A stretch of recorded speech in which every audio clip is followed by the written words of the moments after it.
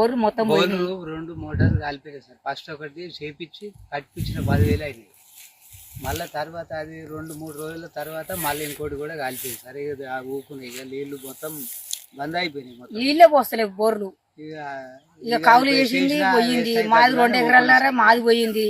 మా పసలకు కూడా నీళ్ళు దొరకట్లేవు. ఇంకా 2-3 రోజులు అయితే ఇక మరి ఇక మేము ఏం చేయాలనో ఎట్లా చేయాలనో మాకు బతుకులు వస్తున్నాయి అంటారు కానీ అది వచ్చలేదు ఇచ్చలేదు సార్. నీళ్ళు ఆ పసలకు కూడా వస్తాయి రాబో. మా ఊరిని అయితే మొత్తం చిరుత చేసినట్టే ఇది చేసింది సార్.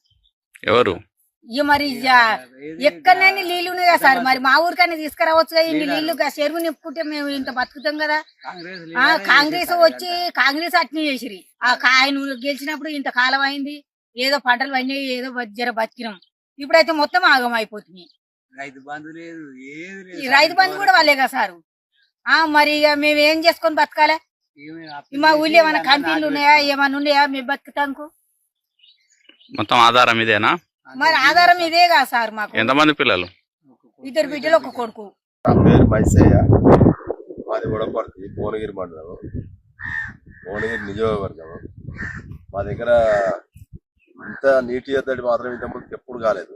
ఇప్పుడు ఈ పొలం కూడా అన్ని పొలాలు ఎండిపోయినా కానీ ఇక్కడ మాత్రం వాటర్ ఉండేది. కానీ ఈసారి చాలా తీవ్రంగా నీటి కొరత ఉంది, వ్యవసాయానికి ఇబ్బంది ఉంది. ఊర్లో కూడా వారం రోజులకు ఒకసారి నీళ్ళు వచ్చే పరిస్థితి ఉంది. జనాలు చాలా ఇబ్బంది పడుతుండ్రు. ప్రయత్నం చేసినా కానీ సరి అయిన సమయంలో వాటర్ రాలేదు. నా పేరు లింగారెడ్డి, మాది హనుమాపురం. మేము బోరింగ్ వేసినాం. బోరింగ్ వేస్తే లాస్ అయినాయి. మేము ఒక బోరింగ్ వేస్తే చిన్నగా పడ్డది. ఎమ్మెల్యే చిల్లరకి నీళ్ళు వేస్తుంటే మేము నారు పోసి నాటు పెట్టి మేము చేసినాం సార్. చేసినందుకు మాకు నీళ్ళు ఇయ్యలే, మా చిల్లరకి నీళ్ళు రాలే, మాకు బోరింగ్ పోయలే. మా పొలం 2 ఎకరాలు ఎండిపోయాయి. మాది ఏం లేదు సార్.